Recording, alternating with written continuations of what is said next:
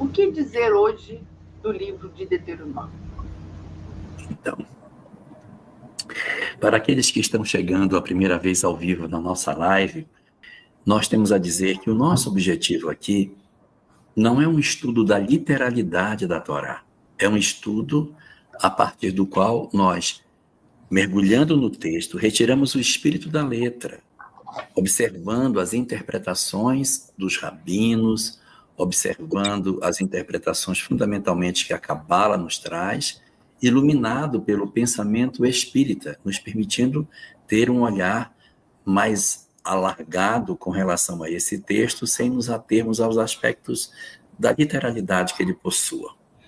Então, não é objetivo nosso fazer a defesa intransigente de todos os versículos que esse texto possua, mas sim buscar ali a sabedoria que está oculta muitas vezes em algumas passagens que os nossos olhos muitas vezes não conseguem alcançar, mas que, inspirado por uma série de rabinos e estudiosos que há milênios se debruçam sobre essas páginas, e o conhecimento espírita, fazer as nossas discussões e reflexões da Torá à luz da doutrina espírita, razão pela qual a nossa live se chama nosso estudo de Moisés a Kardec. Então, tomando todo o aparato de pesquisadores, de estudiosos, de exegetas que passaram ao longo da história, trazendo suas contribuições para a leitura desses textos. E nós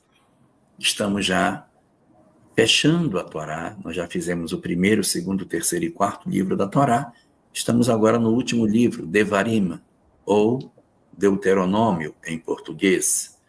E este livro nós já estamos avançando para próximo da metade dele, nós já estamos chegando no capítulo 12, não, Álvaro? Já fechamos o 12? Estamos no 11:26, vamos começar, né? Estamos no 11, temos ainda uma conclusão do capítulo 11 para fazer. Tá, porque o 12 vai começar também com aquela mesma fala que eu já comentei outras vezes, o 12 também começa. Então, nós vamos então iniciar o nosso estudo de hoje. Vamos lá? Álvaro. Que maravilha estar com vocês, meus amigos. Nós estamos no 11:26. Estamos começando uma nova porção, uma nova paraxá. Parashat Re'eh é o nome dessa paraxá. E o que significa Parashat Re'eh? Significa Vejuti, Vejati. Significa que Deus, por maior que seja o universo, agora há pouco falávamos, só a Via Láctea há mais de 100 bilhões de estrelas. Toda aquela compreensão que nós tínhamos de universo com centenas de bilhões de galáxias, nós iríamos então encontrar Deus com olhos para enxergar individualmente a cada um de nós. Mas todo o olhar divino para cada um de nós, existe uma proposta em nossas vidas. A proposta, sem sombra de dúvidas, de nós obtermos a certeza de que todas as dificuldades, de que todas as dores, de que toda a tormenta que nós possamos estar ultrapassando, sem sombra de dúvidas, ela recebe o brilho do olhar divino representado numa noite escura, com um céu estrelado, a mandar aqueles raios como uma mensagem sublime de que nós, por mais que estejamos mergulhados na escuridão, temos o olhar de Deus para nós. Mas também tem uma condição, da mesma forma que Deus olha por nós e fomos criados imagem e semelhança de Deus, devo enxergar e olhar em um processo ao meu próximo. Deus olha por mim, não para que eu me torne uma fonte de egoísmo e cristalização de orgulho, mas para que eu possa fazer dentro da minha pequenez, dentro da minha condição, dentro da minha limitação, a mesma forma de Deus agir para com o universo na minha vida. Eu devo olhar para o próximo.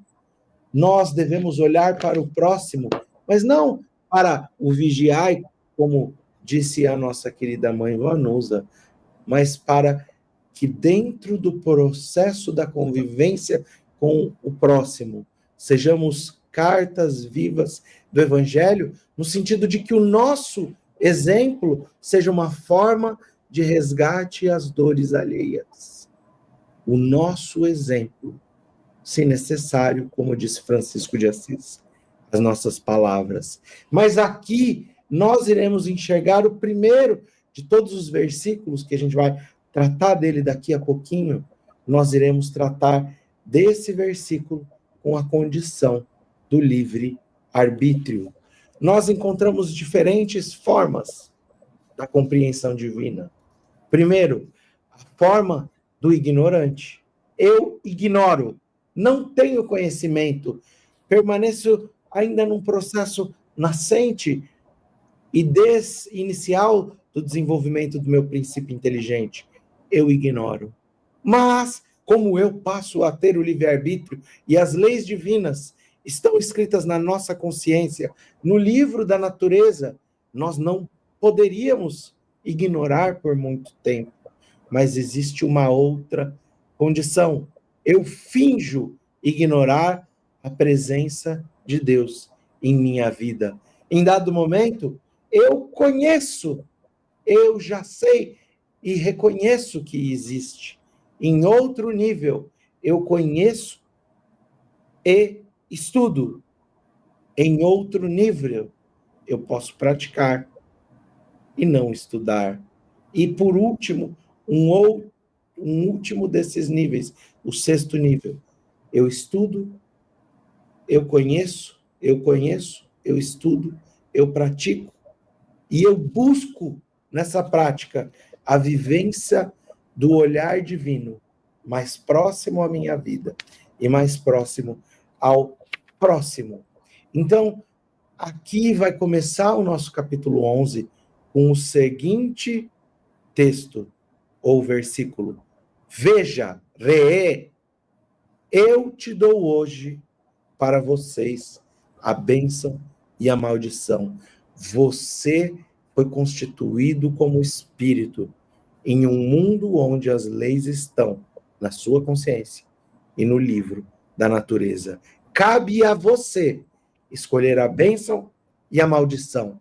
E quando a gente procura aquela universalidade das informações dentro daqueles que são os estudiosos, os Rahamim, os estudiosos do Antigo Testamento, a gente encontra uma condição em todos. Não foi Deus que criou a maldição, mas essa é uma consequência do nosso livre-arbítrio. A maldição virá a vocês se vocês não escutarem ao Eterno, se vocês se afastarem do caminho, se vocês seguirem outros deuses, esses estranhos a vocês. E aqui a gente não pode deixar de dizer que eu sou o caminho, a verdade e a vida. O afastar-se aqui da lei do Evangelho do Cristo, ou o afastar-se no caminho de Jericó a Jerusalém, do necessitado caído ao seu lado. Se nós nos tornarmos hipócritas, vestidos com as roupas do sacerdote, do levita, mas aqueles que se afastam do maior de todos os deveres, enxergar a Deus no mundo, enxergar a Deus na dor alheia e enxergar a mim mesmo como necessitado, como aquele que se põe na condição de buscar na aflição e na dor alheia um caminho para a servidão. Então eu vou passar para vocês. Isso foi uma introdução. Eu quero ler o comentário de um rabino. Claro. Não sei se esse Rabino Acá, vou ler o Rabino Acá, ele fez o seguinte comentário sobre esse versículo. Não sei se vocês conhecem esse rabino. Esse rabino escreveu assim, ó. O que é a lei de Deus? A lei de Deus é a única verdadeira para a felicidade do homem. Indica-lhe o que deve fazer ou deixar de fazer. E ele só é infeliz quando dela se afasta. Rabino Akar, conhece o Rabino Akar? Agora eu estou conhecendo. Rabino Allan Kardec. Porque essa é a questão 614 do Livro dos Espíritos, que diz o seguinte: é a única verdadeira, a lei de Deus é a única verdadeira para a felicidade do homem. Ele só é infeliz quando ele se afasta da lei de Deus. Então, ao homem se afastar da lei de Deus, ele vai experimentar a infelicidade. Na tradução que a Torá coloca, ele diz bênçãos e maldições, mas não é que Deus vai amaldiçoar. Mas é que, ao cumprirmos a lei de Deus, eu experimento a felicidade, as bênçãos. Quando eu me afasto da lei de Deus, diz o Rabino Akar, se você se afasta, você vai experimentar a infelicidade. Livro dos Espíritos, Rabino Akar é A Allan e K de Kardec, então ele deixa para nós, no Livro dos Espíritos, uma informação atualizada em termos do que significam as bênçãos e maldições, ou seja, felicidade e infelicidade pelo cumprimento da lei de Deus. Muito bem, Jorge. E eu vou falar de um outro rabino, chamado Rabino JC. Pegando aqui o que está dizendo ali, Re'e Anohi Noten Lifneichem Hayom Bracha Uklala. Eis que eu coloco hoje diante de ti a bênção e a maldição. O Rabino JC, no capítulo 7 do Evangelho de Mateus, versículo 13 e 14, no terceiro capítulo do Sermão do Monte, ele diz assim: entrai pela porta estreita, porque larga é a porta da perdição. Então, ele deriva, porque esse Deuteronômio, ele é até o final. Lá no capítulo 30, a gente vai encontrar essa mesma coisa. Eis que ponho diante de ti os dois caminhos, o caminho do bem e o caminho do mal. Vai estar lá no Deuteronômio 30, versículo 15. Então, tanto Moisés, quanto Jesus e quanto Kardec, complementando o que você disse no início do nosso estudo, que não estamos aqui para falar literalmente de primeira revelação, nem só de segunda, mas das três como complementares, Sim. cada um a seu tempo, trazendo a mensagem e a lição que cada povo naquele momento recebe. São três rabinos, como a gente está colocando aqui, né? O primeiro é o mestre maior, que traz através de Moisés. Jesus reforça com outra linguagem, porta estreita e porta larga, e Kardec traz lá na questão que você... 614 do Livro dos Espíritos, o Espírito da Verdade enviado por Jesus, que também enviou Moisés, que também enviou os 10 mandamentos, fechando a questão, mostrando que o tempo passa, as pessoas mudam, mas Deus não esquece de mandar a cada época e a qualquer situação o mesmo roteiro, a mesma luz para a vida de todos nós. Então, assim, quando eu digo para você que se você obedecer meus mandamentos, você terá bênçãos, eu estou dizendo que quem cumpre a lei de Deus terá felicidade. Com certeza. E quem faz o esforço de passar pela porta estreita encontra a plenitude da vida. Mas se eu não cumpro a lei de Deus e automaticamente eu enfrento os dissabores da vida, que são as chamadas maldições. Eu vou fazer uma comparação grosseira. Eu tenho uma pessoa que não gosta de mim e eu odeio essa pessoa. E aí veio alguém e me diz, perdoa, não faz isso, a lei de Deus manda perdoar.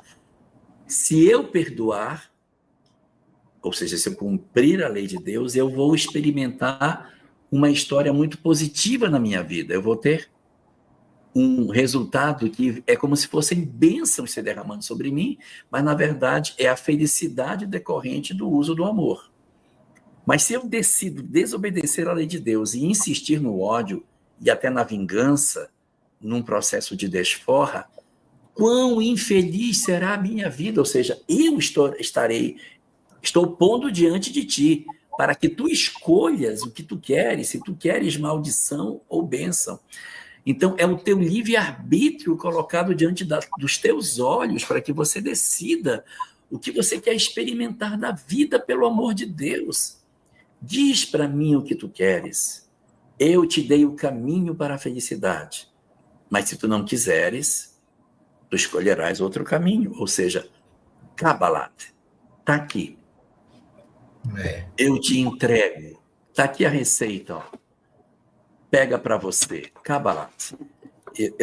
Uma tradução mais moderna do Kabbalat, que seria toma para você, eu diria, aceita isso aí, aceita que dói menos. Então, pega esse conteúdo e aceita isso para ti, porque vai doer menos o teu caminho. Aceita que dói menos. Aceita que você tem que perdoar. Aceita que você tem que se disciplinar, tem que se autoconhecer, se transformar, porque aí vai doer menos. Agora, se você não quiser, tudo bem. Só que a lei que eu escrevi é de felicidade para quem cumpre. Não cumpre, automaticamente se inscreve para o sofrimento. A palavra maldição, que aqui é Clalá, né?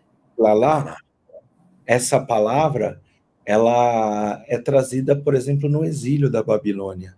E é interessante que tem um Targum Onkelos, que é uma forma de interpretação, colocar, a gente genericamente fala um midrash, né, mas uma forma de entender a escritura, que vai falar que a Targum Yonatan, ela vai modificar essa palavra, e ela vai escrever, sabe como? Hilufá. Hilufá. Aluf é campeão. Dentro de Hilufá, na Hilufá é substituir, substituta. Então, dentro de substituição, você encontra vitória. Por quê? Aqui ele vai trazer a ideia desse Rav Yonatan, uma referência do texto de Isaías, que nos diz assim: e dirás naquele dia, graças te dou ao Senhor, ó Senhor, porque ainda que iraste contra mim, tua ira se retirou e me consolas. Eis que Deus é minha salvação. Nele confiarei e não temerei, porque o Senhor é Deus, é a minha força, o meu cântico, e se tornou a minha salvação. E vós, com alegria, tiraste água da fonte da salvação. Então, o que está querendo ser dito? É que apesar de nós termos essa opção, muitas vezes a gente escolhe o caminho da maldição, no sentido do caminho das dores, e quando a gente encontra esse caminho das dores, a gente pode se tornar bem-aventurado e pobre em espírito. Se nós nos tornarmos bem-aventurado e pobre em espírito pelas aflições vividas, pelas dores, a gente também pode abrir uma janela para todo esse processo de renovação. E aqui é interessante que o Rebbe de Lubavitch, foi meu mestre de Torá, fui seguidor dele, ele vai dizer que aqui, a partir do retorno da Teshuvá, a partir do arrependimento, pode o homem, quando encontra todas essas aflições. Sabe o que, Lahá? A pureza de coração. Como num processo de renovação do seu espírito, como se ele tivesse observado o Sermão do Monte, e dizendo que dentro dessa perspectiva de busca, de renovação, de mansuetude, nós nos tornamos o quê? Nós nos tornamos aqueles que se colocam como puros de coração ao nos renovarmos. Agora, o interessante é que na sequência desses versículos, ele diz: e o que acontecerá quando Deus trouxer você para a terra, da qual estará tomando posse? Você colocará as pessoas e recitarão bênçãos para o monte Gerizim. E quando elas recitarem as maldições, elas se virarão em direção ao monte Eivá. Por que eu estou falando isso? Porque a conexão com esse versículo está lá no Isaías 12. E o Isaías 12 vai falar sobre uma água que mata a sede, que foi a mesma que Jesus, quando se encontrava no poço de Jacó, recebe a pergunta da mulher samaritana, fazendo referência a exatamente essa passagem. Onde devo eu adorar? No Monte de Sião ou no Monte Gerizim? Aqui está sendo feita uma referência a esse capítulo 11, a esse versículo 29 e 30, porque está sendo dito para voltar suas bênçãos para esse Monte Gerizim. Mas o que Jesus responde? Exatamente o que responde o profeta Isaías. E vós com alegria tirareis água da fonte da salvação. És tu maior que os profetas? A água que eu te dou, essa mata a sua sede. Essa tem a capacidade de resolver todo esse problema.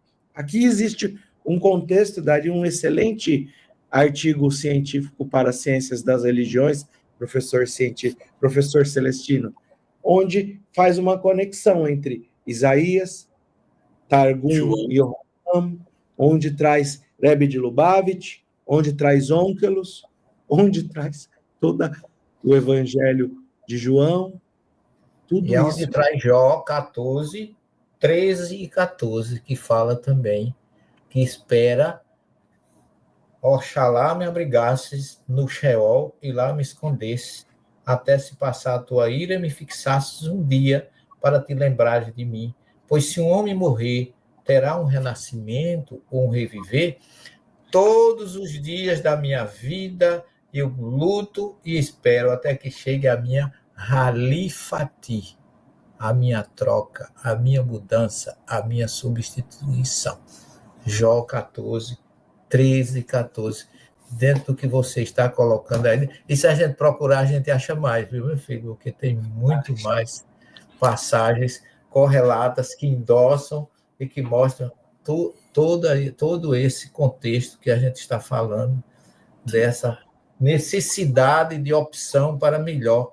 E eu digo mais a você, eu estive no Monte Gerizim, de frente com o Monte Ebal, e é curioso, o Monte Ebal não cresce plantas, não é verde, é seco. É estéril, né? É estéril, ao mesmo tempo em que o Monte Gerizim é fértil, é verde, na mesma época, independente de chuva, independente de clima. É impressionante. Você chega naquele vale do Poço de Jacó, onde fica aquela região, e você fica vendo naquele vale, à direita, o Monte Ebal, seco. À esquerda, o Monte Gerizim, verdinho, bonitinho, todo, né, mostrando que o recado de Deus continua de pé, para quem quiser observar o que está aqui no Deuteronômio capítulo 11. Queria perguntar ao professor Severino um detalhe dessa história, que outro dia ele estava comentando, que é o seguinte: quando o povo entra na terra de Israel, eles montam um tabernáculo no Monte Gerizim, né? Não é exatamente no Monte Gerizim, é próximo. É numa região chamada Shiló, ou Siló. Né? Aonde eles inclusive falam que eles têm que montar ali uma morada, uma referência da chegada de Deus na Terra Prometida. Eu acho que a gente vai falar disso um pouquinho no capítulo 12. Bem agora. Né? Bem agora, né? Bem agora. Só tem um detalhezinho que eu queria comentar no capítulo 12, aqui adentrando. Estes são os mandamentos que vocês devem ser cuidadosos para cumprir na terra de Deus, o Deus de seus pais, com uma possessão dessa terra por todos os dias. de todos os lugares que vocês dominarão, realizarão atos de idolatria sobre altas montanhas, colinas e sobre cada árvore viçosa. Vocês progressivamente destruirão seus deuses. Vocês demolirão seus altares, seus monumentos, suas árvores com fogo derrubarão estátuas e seus deuses com Deus minúsculo. Com D minúsculo. Então, o que está sendo dito aqui? Que a gente precisa de intolerância religiosa. É isso que está sendo dito aqui, professor? Não é isso que está sendo dito aqui. Porque aqui nós estamos falando não do sentido de uma terra física, circunscrita ao plano físico. Nós estamos falando da conquista de um estado de espírito, onde aqui ele coloca progressivamente, como se estivesse indicando aquele termo que nós espíritas usamos, que é da reforma íntima, não está na codificação, esse termo, mas é um termo muito utilizado pelo autoconhecimento, uma referência ali trazida por Santo Agostinho, pelo autoconhecimento e pela proposta de nós, paulatinamente, irmos vencendo os ídolos e a idolatria que habita em nós. Então, pureza de coração, segundo o entendimento judaico, que foi descrito um pouco nesses versículos anteriores, aqui é o contexto de retirar as más inclinações do nosso coração para, então, oferecermos fidelidade absoluta ao Criador. Eu consigo fazer isso da noite para o dia? Não. Eu preciso de tolerar imperfeições no meu espírito? Sim. Eu preciso de obter a força necessária para identificá-los? Com certeza. Mas eu preciso de obter a consciência de que todo esse trabalho, ele é lento, gradual, e para isso eu terei que demolir determinados pontos de vista, determinadas Atavismo, né? atavismos dentro do nosso espírito. Para quê? Para que a gente possa reconstruir. Para que a gente possa reconstruir todo esse processo. O fogo que desceu com o profeta Elias dos céus, aqui é o fogo da purificação dos nossos espíritos. E aqui, se vocês quiserem comentar, tudo bem. Se não, professor, o senhor podia puxar esse 12:4 que vai falar de Shiló e de Jerusalém. Antes eu quero falar. Pois não, depois eu trago. Eu quero só lembrar que, mais uma vez, o capítulo vai iniciar com a mesma fala que já iniciou o 4, 5, 6, o 7, o 9, o 11. Vai iniciar com a mesma coisa. É o mesmo raciocínio. Estes são os estatutos e juízos que tereis cuidado em cumprir na terra que o Senhor, o vosso Deus, de vossos pais, etc., para possuir todos os dias e viver sobre a terra. Esse texto, mudando alguma coisinha para lá e para cá, ele vem acompanhando a abertura de cada capítulo desde o 4. Uhum. Já comentei isso na live anterior, estou falando de novo, não vou me repetir, mas é só olhar lá. No 4, no 5, no 7, tem várias, ele umas 5 ou 6 vezes ele vem repetindo esse mesmo conteúdo na abertura de cada capítulo, tá? E se a gente olhar, a Elahá, o porquê disso, também, se a gente pensar na 625, 626, nas perguntas do Livro dos Espíritos, naturalmente, nós precisamos dos missionários para nos lembrar a lei, para nos recordar do nosso dever, porque facilmente a gente desvia. E aqui está sendo dito, olha, quando você estiver na Terra, é como também, de outro ponto de vista, estivesse falando, ó, antes do Elahá encarnar, antes do Álvaro encarnar, antes do professor encarnar, antes de você encarnar na sua Terra. Ó, saiba como é, mas quando você encarnar, mantenha-se nesse caminho. Lembra dos mandamentos, dos estatutos, lembra do seu compromisso como espírito. E por que isso é tão forte em nossos espíritos? A ponto de se tornar uma intuição, o nosso planejamento reencarnatório, ele se manifesta em forma de intuição em nossas vidas. Por isso, às vezes, a gente está indo por um caminho e fala, não, eu não posso. Não, eu preciso de retornar. Tá muito difícil. Está muito estranho. E em outros caminhos a gente fala, aqui parece que é difícil, mas eu tenho força para vencer. Então aqui também traz uma ideia da reencarnação. Então você está dizendo que está falando da reencarnação? Eu estou falando que está dizendo da encarnação, eu estou falando que está dizendo sobre uma conquista de um espaço espiritual no nosso espírito, eu estou dizendo que existem muitas formas de interpretar. Só antes de passar para o professor Severino, eu queria que você, Álvaro, fizesse uma conexão entre esse texto que você acabou de ler, que fala de destruir os altares, destruir os bosques, tocar fogo em tudo, destruir os povos inimigos que estão lá. Eu queria que você fizesse uma conexão dessa fala com este livro, esta obra fininha, chamada Bhagavad Gita. O que você conecta disso com isso? Eu vou colocar duas conexões, que a hora que você me falou, me veio outra. Vou colocar com o Bhagavad Gita, talvez você vai ter mais propriedade do que eu, mas eu vou colocar também aqui um entendimento que, se por qualquer segundo nós pudéssemos dizer que era para destruir de forma exterior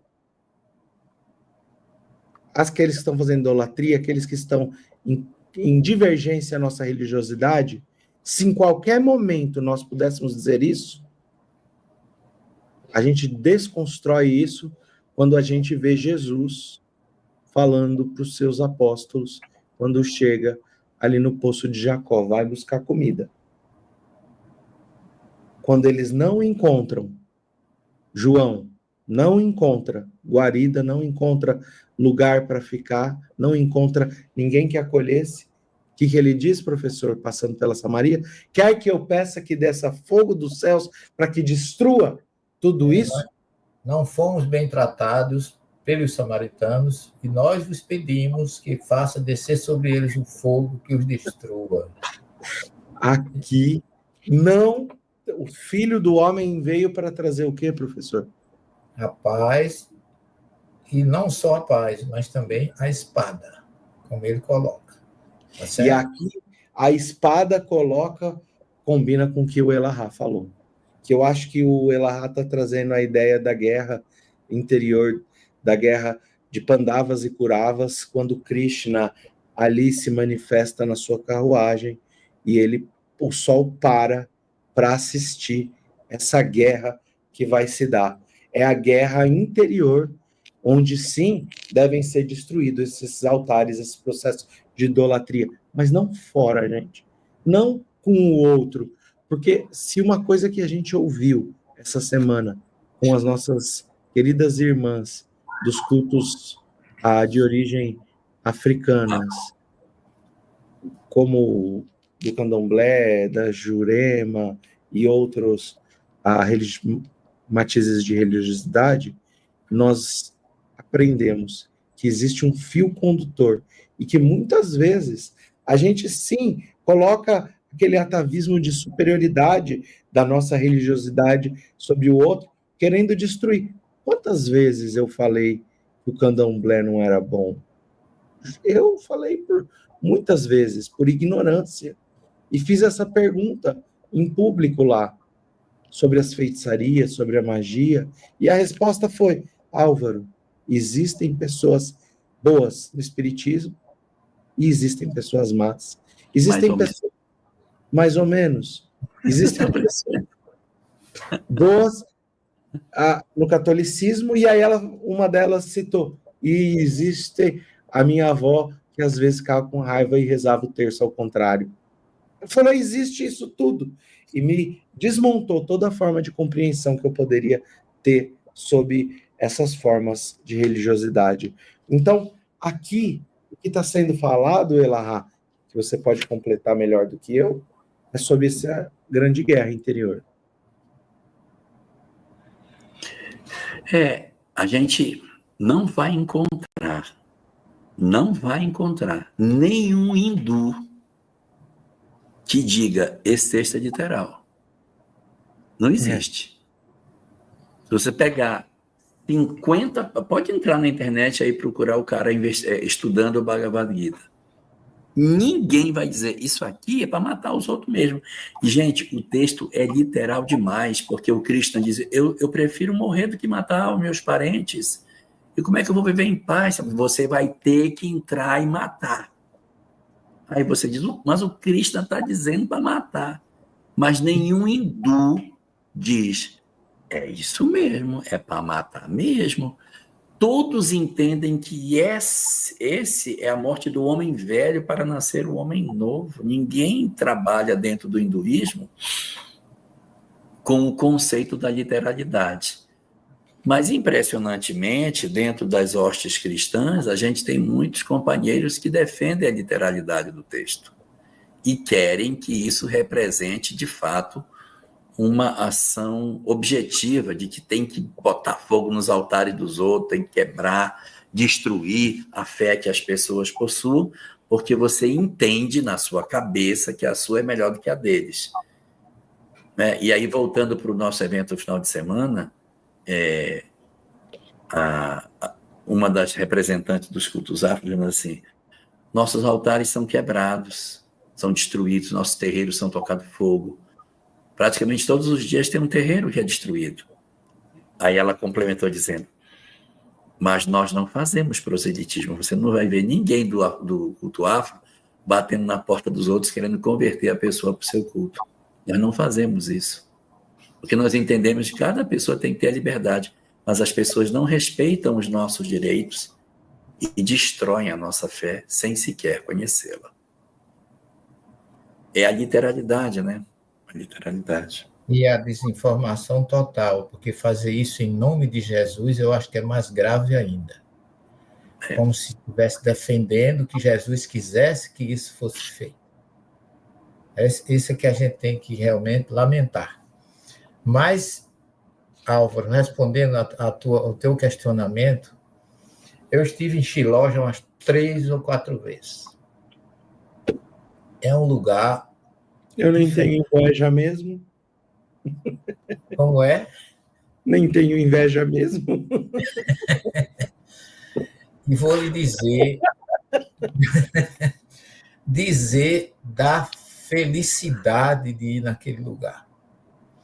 É curioso, porque esse lugar hoje, Shillong, é na Samaria, mas ela fica exatamente na tribo de Benjamim. Shomron, né? Shomron, né? Shomron, Samaria. E a tribo de Benjamim, pessoal, é ligada à tribo de Judá. E Shillong foi o local escolhido para se construir o altar do Senhor, aonde as pessoas tinham que levar suas primícias, suas ofertas, suas orações. Foi em Shillong que Deus foi adorado, reverenciado e ofertado enquanto não existia o templo. Veja que ele ficou ali até a construção do templo, porque o tabernáculo que foi construído ali, ele ainda hoje você chega lá, tem uma réplica. Coincidentemente, na Samaria, vários hotéis que você se hospeda têm um tabernáculo.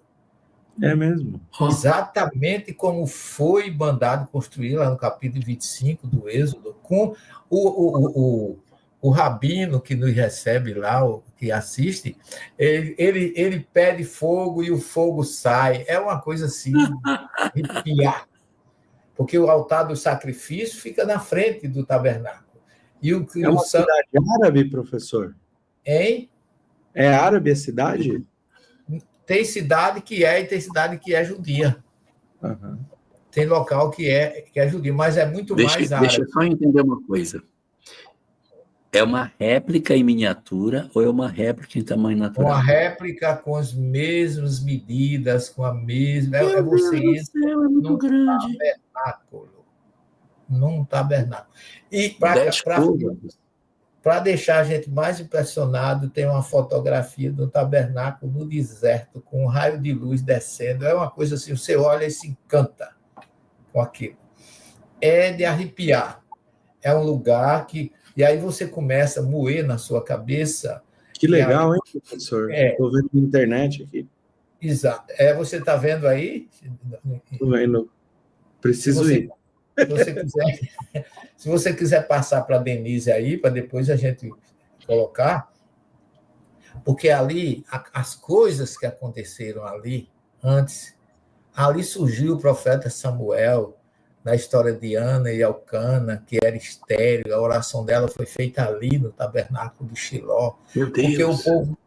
Porque o povo ia orar aquelas grandes datas, né, da comemoração das ofertas, das primícias, de todos aqueles princípios característicos do povo judeu, e ali tem um tabernáculo completo, com sacerdote, com tudo, com vestimenta, com as pedras, com urim, turim, todas aquelas características do sacerdote, e a gente fica lembrando uma curiosidade, o tabernáculo saiu dali para onde?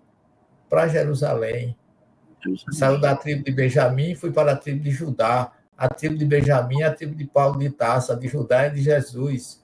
Então, há uma ligação muito forte entre todos os acontecimentos que a gente não nota a raiz que existe lá do passado, unindo esses seres que Jesus vem como grande mentor de tudo isso, mas sem ferir de forma nenhuma os princípios, sem ferir a geografia, sem ferir as ofertas, sem ferir absolutamente nada, e declarando que não veio destruir a Torá nem os profetas. Dali, esse tabernáculo saiu para Jerusalém. Quem ungiu Saul, que também era da tribo de Benjamim, foi Samuel, que chegou na tribo, no tabernáculo de Shiló, através da oração da sua mãe Ana, que, por sinal, foi aquela que originou em Israel a oração em buchicho, aquela que as pessoas fazem. Exatamente. Foi Ana quem originou tudo isso. Então, pessoal, é um lugar diferenciado. A Samaria faz gosto, não é inveja branca, não. Agora eu não posso nem mais chamar de inveja branca, né? Porque olha, professor, até a Zilminha está dizendo que você está fazendo inveja. Zilminha, um beijo no seu coração. Zilminha, professor, você fica fazendo inveja, mas não faz mal um dia, se Deus quiser, minha filha. E quem sabe se a gente não se encontra lá, né? E tem mais, lá em cima tem uma área onde eles passam filme com a história. É uma coisa assim, completa, porque você sabe que a arqueologia, a história daquela região, as pessoas fazem questão de trazer com autenticidade, com ilustração, com pessoas dando todo o aparato, e você acaba se sentindo envolvido no processo. Com certeza, né? Transfere você.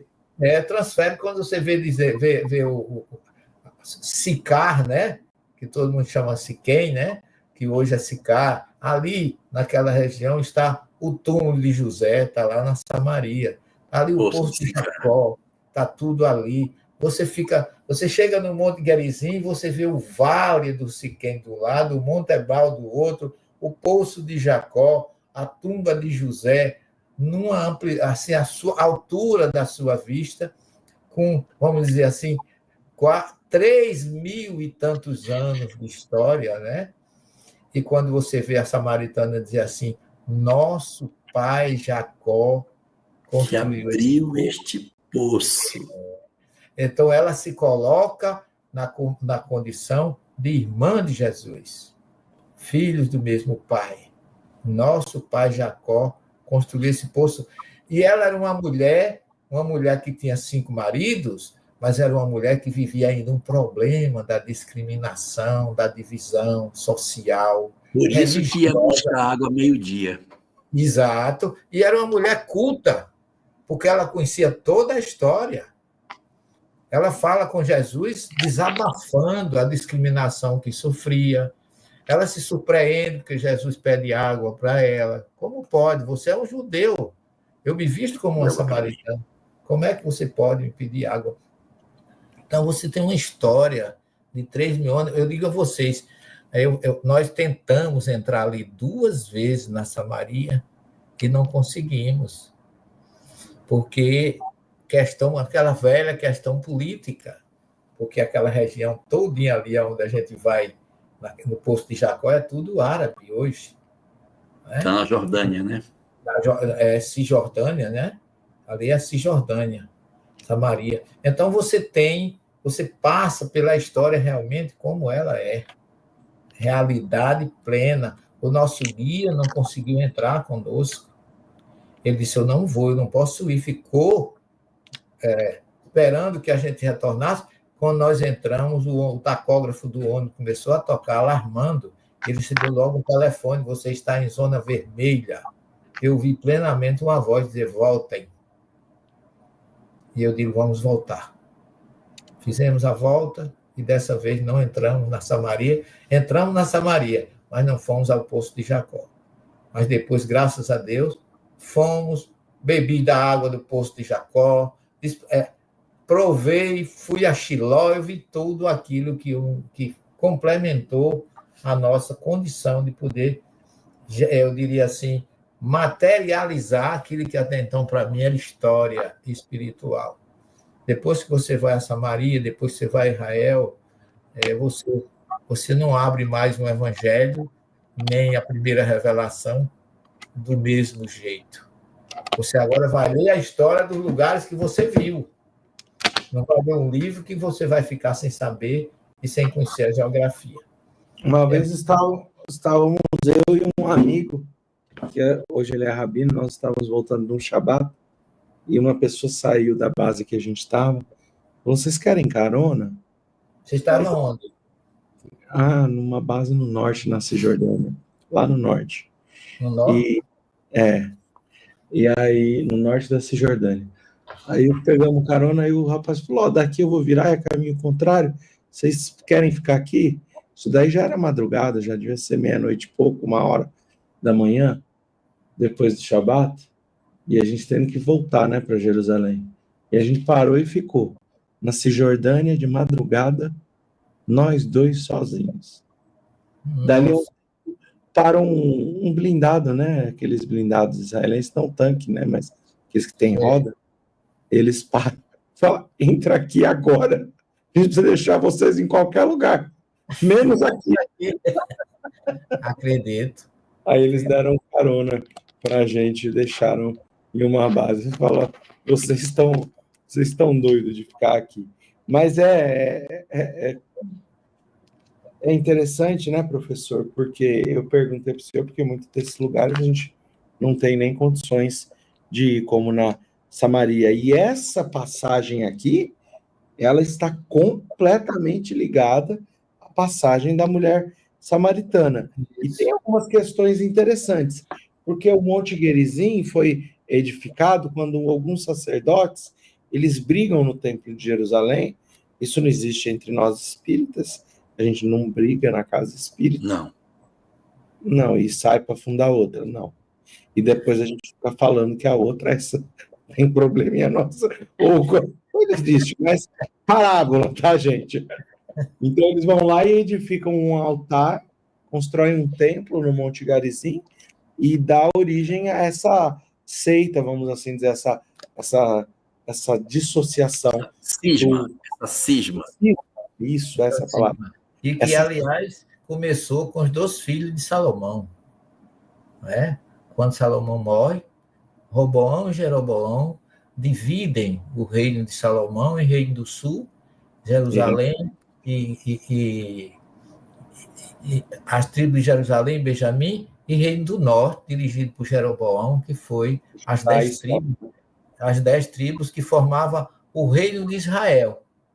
E a outra era o reino do sul, né? O reino das 2 tribos que ficaram. E essas 10 tribos, depois de invadidas pela Assíria, que foram levados para a Assíria, elas se perderam, segundo a crença ou a história judaica, que se misturaram, os assírios trouxeram pessoas de lá para cá, levaram daqui para lá, e, segundo a história judaica, se perdeu a identidade do povo das 10 tribos, e quando vem a conquista da Babilônia, que eles retornam, aí na reforma de Êxodo e Neemias, eles se ofereceram, os samaritanos foram lá, se ofereceram para construir o templo. Construção do templo. E eles não aceitaram. E aí que houve o cisma, né? Aí eles fizeram um templo na Samaria, inclusive a Torá deles é diferente da Torá, tem algumas questões. Tem os 5 livros, né? E eles dizem que Abraão não sacrificou Isaac no Monte Moriá, mas no Monte Gerizim. É a crença, né? A gente não tem isso. É mais ou menos como falar, Bezerra comunica aqui, não na sua casa. É verdade. Ele só vai no meu centro, não vai no seu, né? A gente está fazendo parábola, tá, gente? É uma metáfora, né? Não é, Álvaro? O professor Celestino teve aqui, falou na minha casa, ele não falou na tua. Não falou na tua. Meu Deus. Mas aqui o texto vai trazer uma recordação de todas essas ofertas. Então ele vai falar oferenda de paz obrigatória. O que é esse tipo de oferta? Bom, o templo está destruído, a gente pode até estudar a literalidade, mas um sacrifício ou uma oferta em favor da paz. Silêncio santificante para nós. Silêncio santificante. Eu estou precisando aprender esse. Trarão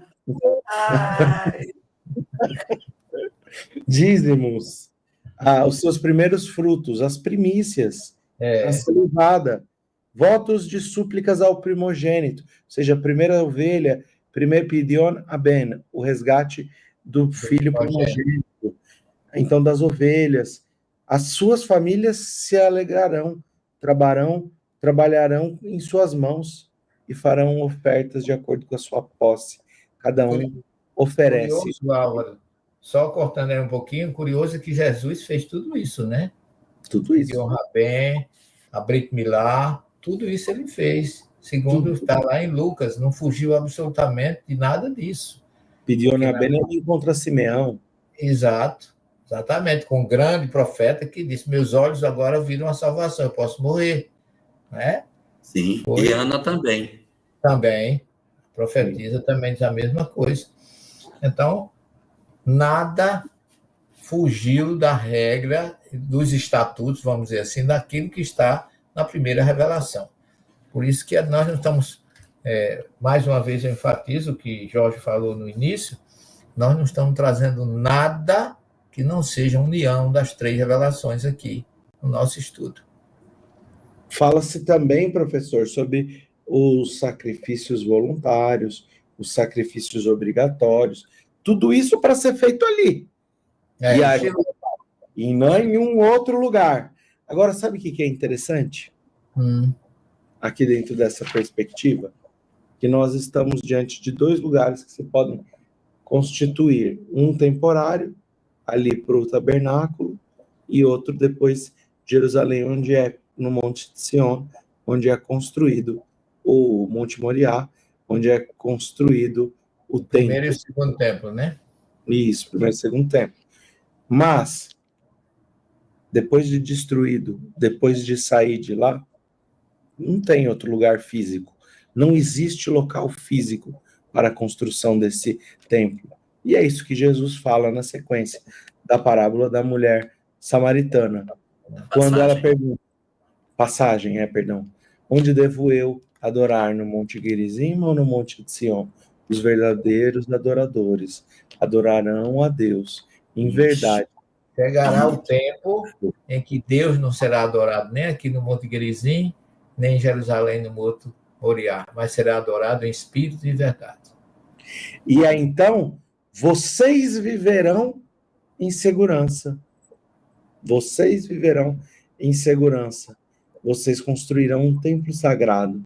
Esse templo sagrado não é como, com todo respeito e admiração e amor à história do povo de Israel, ao templo de Jerusalém, que próprio Cristo falou, por exemplo, para o paralítico de Betsaida. Vai e se apresenta no templo. Logo à frente, ele é visto no templo. Quando ele toca o leproso e o cura, vai, oferece, Apresenta ao sacerdote, né? Faz tua oferta e te apresenta ao sacerdote. apresenta-te ao sacerdote, com todo respeito à necessidade momentânea daquela instituição e a todos os templos de pedra ainda necessários na condição evolutiva que nós nos encontramos. Mas, com todo o respeito, só existe um templo que jamais poderá ser destruído pelo homem, o templo edificado no coração. E como diz Estevão, como poderás vós construir templos de pedra ao Criador do universo? Álvaro, eu queria só fazer uma observação para não passar batido, porque foram determinados 2 lugares distintos, Siló, na tribo de Benjamim, e Jerusalém, na tribo de Judá. Mas houve um profeta... Não, mas nesse texto aqui só tem um. Sim, mas porque aí foi o primeiro ponto dali que futuramente partiu para Jerusalém, tá certo? Que foi o segundo, depois da construção do templo. Mas tem um terceiro, que nem é em Shiló, nem é em Jerusalém. É no Monte Carmelo, com o profeta Elias desafiando o sacerdote de Baal. É Verdade. outro local onde foi construído um altar para se adorar a Deus. Então, não está citado, esse lugar foi o da fundação, mas depois teve Jerusalém. Não vamos esquecer o Monte Carmelo. Porque o texto que a gente está lendo, ele vai dizer, não adores em qualquer lugar, mas no lugar que vos está sendo apontado. E realmente no Monte Carmelo ele faz um altar ali, coloca até uma oferta. Exato, e desafia o sacerdote e degola os 400 sacerdotes de Baal. É o que seria. Agora, pode ser sempre.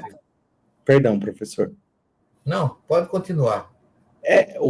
Outro negócio interessante é que é o seguinte, você só pode levar sacrifício nesses locais. A gente já falou que só para reconstituir, quem está chegando agora, o sacrifício vem da palavra korban, vem da palavra não, significa korban em hebraico, que vem da palavra karov. Karov vem de aproximar-se. Não é sobre sacrificar o animal, mas é sobre você oferecer aquilo que te é necessário na vida como caminho de aproximação a Deus. Sacrificar o teu orgulho, algum recurso que você egoísmo, o teu orgulho, né?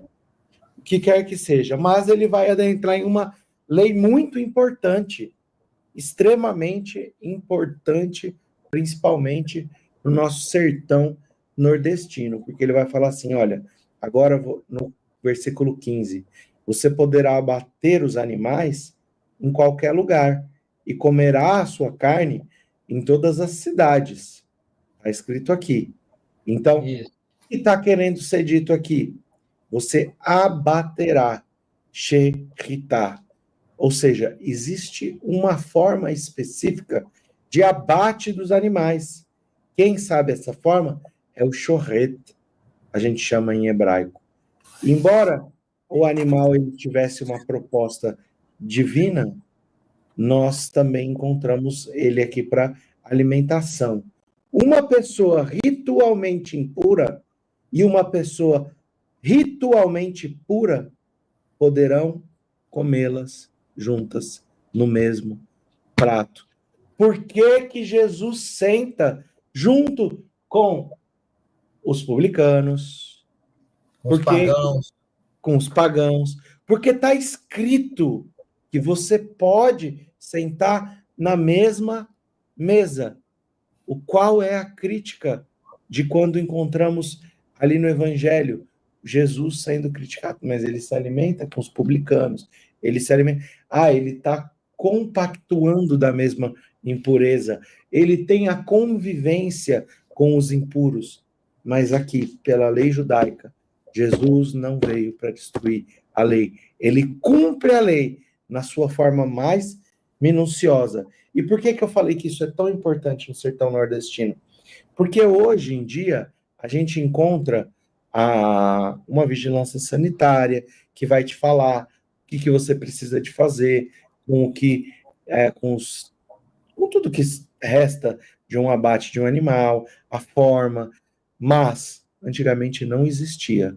E aqui nascem leis judaicas muito importantes sobre o abate.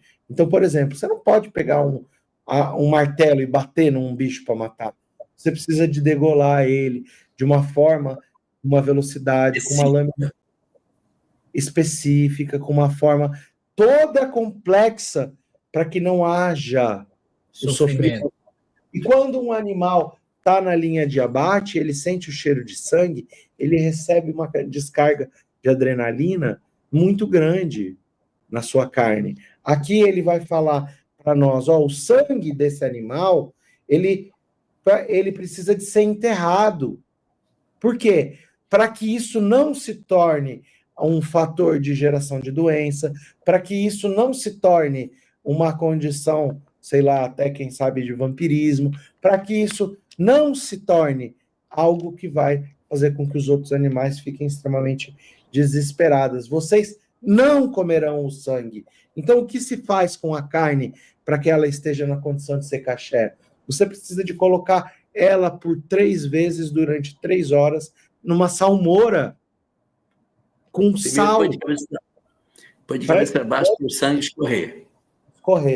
Esse sangue você enterra. Depois você pega...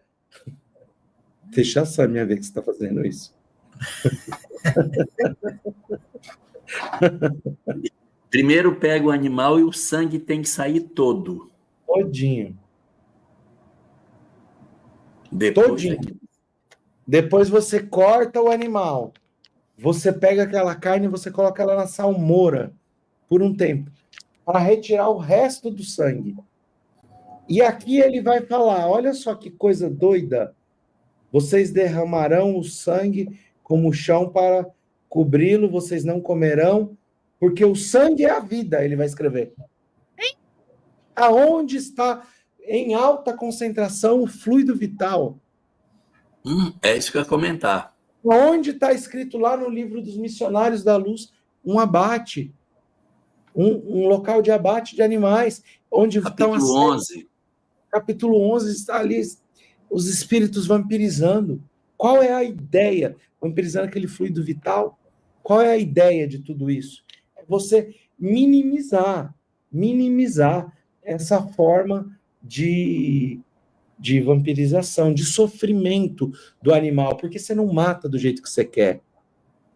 Você mata da forma que precisa ser realizada. E por que eu falei do nosso sertão? Porque tem uma carne típica aqui de São Paulo que chama-se carne de sol. O professor Celestino não conhece. Conhece? É o carne de charque? É a única que eu como ainda, é a carne de sol ou a carne de charque. A carne de charque eu não estou comendo mais porque derrama muito sal. Mas a carne de sol é bem curtida. Ela não tem sangue, ela passa realmente aquelas carnes do churrasco. Para mim, eu fico sentindo ainda o cheiro da hemoglobina do sangue do animal e eu não eu não consigo comer mais carne de sol. Professor. É judaico. Os nossos bandeirantes eram, na sua quase que totalidade, maioria, segundo a historiadora da USP, Anita Novinsky, eram judeus. Então, esse ritual que se faz com a carne de charque, ela é colocada ali como parte de um ritual judaico, como parte do cumprimento dessa lei. Por isso, no sertão do Nordeste, não é única e exclusivamente pela conservação, é também pelo cumprimento da lei. Como, por exemplo, em Portugal, você encontra as alheiras. Alheiras é uma linguiça feita de pão, que se colocava ali em cima uma comida típica portuguesa, em cima do seu fogão de lenha, e ela ficava ali defumando. Quando entrava o Tribunal da Santa Inquisição, olhava aquilo e falava, não, eles comem linguiça, então não pode ser judeu. Então essa linguiça é uma linguiça de frango e pão, de carne de aves e pão, mas é uma tradição judaica, dos cristãos novos. Aqui tem todo um conjunto, gente, Que coisa bonita ou não? Ô, Álvaro, eu queria fazer duas colocações aí em cima disso que você tá trazendo, pela importância que isso aqui representa no que a gente encontra lá na frente, em Mateus capítulo 11, quando Jesus sobe a Cesareia de Filipe e que pergunta: quem diz os homens que eu sou? E os discípulos respondem: não diz que tu és Jeremias, Elias ou algum dos profetas? E Jesus não ignora essa crença, porque ele sabia que ele só podia ser um desses se fosse reencarnado, e ele não corrigiu absolutamente nada. Mas Pedro, quando Jesus disse: e vocês, que dizem que eu sou? Ele diz assim: uns dizem que Pedro toma a palavra e diz: tu és o Cristo, o Filho de Deus vivo, que vieste nos revelar entre nós. E a resposta de Jesus qual é? Bem-aventurado és tu, Pedro, filho de Bajona, que não foi a nem a carne que te revelaram isso. Nem o sangue que te revelaram isso. O que está aqui, o corpo físico é carne e sangue, bem separado. E é o que Jesus disse: não foi o teu físico, foi a espiritualidade que revelou isso. Lá em Paulo, 1 aos Coríntios, capítulo 15, versículo 50, Paulo diz assim: a carne e o sangue não herdam o reino dos céus. Então é o outro judeu falando desse princípio que está no Deuteronômio 12, de que nós temos duas partes distintas dentro desse princípio aqui, que você está trazendo com muita propriedade, uma coisa muito exigida, muito indispensável e que é fato consumado. Não se come o sangue. E o judaísmo é cheio de leis contra os maus tratos aos animais. Então, Isso. Primeiro no Shabat você alimenta eles, depois você vai comer. Agora ele está falando: olha, você não pode matar qualquer animal, porque aqui tem muita coisa específica. Olha o estado de saúde, olha como está. Tenha cuidado com o sangue, tenha cuidado no abate. Ali, tem várias pessoas comentando aqui sobre o consumo, e a Patrícia escreveu: me lembro do mandamento, não matarás. Ali está escrito al-tirtse, lo-tirtse. Você não pode assassinar, porque pela lei judaica você pode matar um animal. E só para dizer, gente, Allan Kardec escreve para nós: não significa nada uma pessoa não comer carne. Agora, quando uma coletividade, o mundo, parar de comer carne, aí vai representar evolução. Agora, só para que a gente saiba, não diz respeito à sua evolução.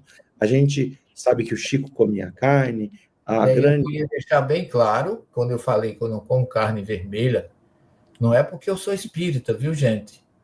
Não estou dizendo que é proibido o espírita comer carne, não é isso, não. Eu, por conhecimento, por estudo, por busca, por estudos profundos, eu descobri que a carne com o sangue, como ela vem, ela é tóxica, ela traz dificuldades para o nosso organismo e ainda mostra que as pessoas carnívoras mesmo, depois de 30 anos comendo carne, tem 1 quilo a mais de carne no organismo apodrecida, porque a carne só é digerida depois que ela apodrece, ela entra em putrefação para poder entrar o processo digestivo. Eu não estou criticando quem é vegetariano, tá, gente? Nem eu, de forma nenhuma, respeito. É uma consciência minha, uma busca pessoal. Individual. Vocês não estão, mas eu quero. Vocês não estou criticando, mas eu quero. É o seguinte: nós não somos carnívoros. Nós somos necrófagos. Carnívoro é o leão que mata e come. Nós comemos depois do animal já morto, nós comemos cadáver, nós somos necrófagos. Eu só queria explicar, Elahá, que a gente não precisa de trazer essa imposição ao espiritismo, porque como nós tivemos a oportunidade de dizer outras vezes, esse problema não é novo. Paulo de Tarso escreve na carta aos Romanos, quando ele fala do problema da consciência, e ele vai falar sobre a próxima passagem, que daqui 15 dias, se Deus permitir, nós vamos estudar, sobre a carne colocada em sacrifício. Então vai falar lá em Corinto, vai falar sobre Roma, sobre os locais onde haviam altares e muitas carnes eram destinadas à idolatria. E alguns comiam, outros não comiam, uns só comiam carne kasher, outros não comiam kasher. E aí Paulo responde isso para nós, só para a gente não levar isso como uma necessidade espírita. E ele vai falar assim para nós: tudo depende da sua consciência. Se seu amigo quer comer, deixa comer. Às vezes ele vai comer e nem vai para o nosso lar, vai para a Alvorada Nova. Às vezes tem outro que não vai comer e de repente vai passar um tempo no umbral. Fora a caridade não há salvação. Um momento, uma condição individual e uma escolha da qual respeitamos. O que é importante a gente não ser é chato, é ficar querendo convencer o vegetariano. Não, de forma nenhuma. Concordo com você. Ficar querendo convencer quem é carnívoro ou Criticando, né? É só isso. Sermos irmãos e nos amarmos. Muitas coisas que eu faço ou não deixo de fazer, não é porque eu sou espírita, não. É porque a ciência me mostra que eu não devo fazer, porque não me faz bem. Mesmo porque a Torá diz, lá no início, de toda fruto que der semente, comerás. Nós fomos criados para ser vegetarianos. Por quê? Porque o nosso intestino é incompatível com a carne. Nós temos um intestino muito longo, chegando a 14 metros. A carne fica muito tempo dentro do nosso organismo, infeccionando, deixando toxinas. É uma questão científica e de saúde. Não tem nada com religião. No futuro seremos assim. Exatamente. Mas não podendo quem come seu churrasco. Eu vou a churrasco, as pessoas que me chamam, não vou comer carne. Eu vou comer outra coisa, um franguinho, um arrozinho com feijão, tudo bem.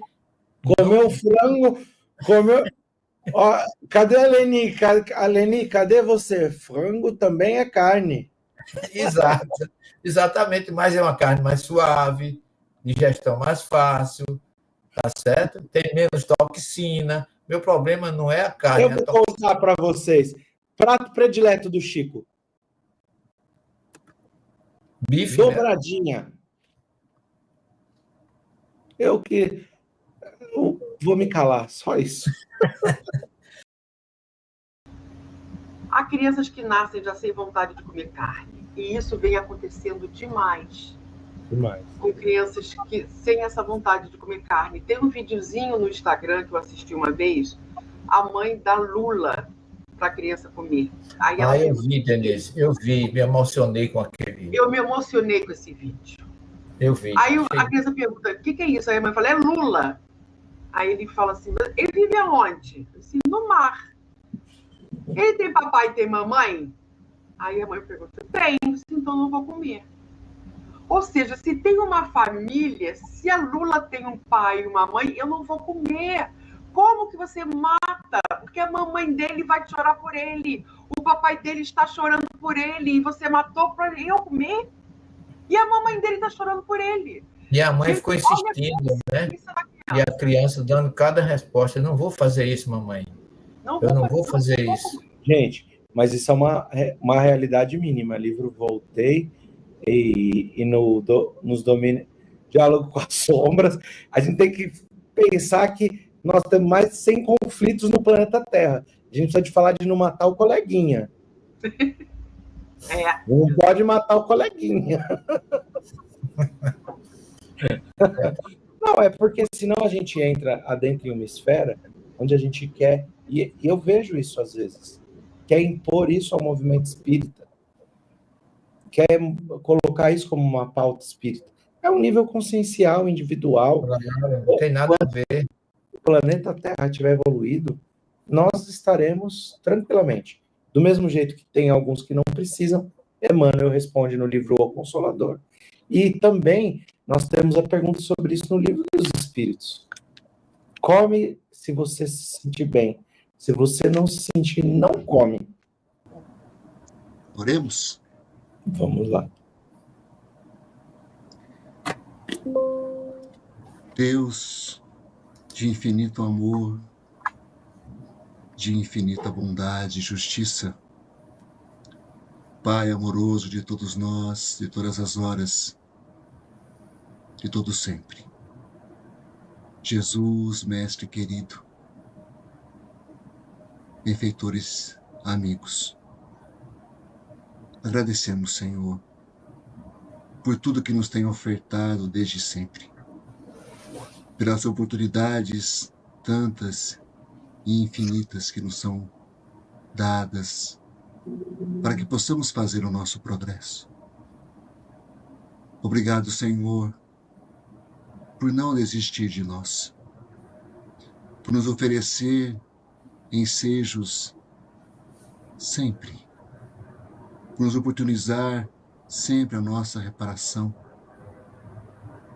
por nos permitir que refaçamos os caminhos equivocados, por nos permitir nesta existência o contato com essas verdades, com a doutrina secreta, que não é mais secreta.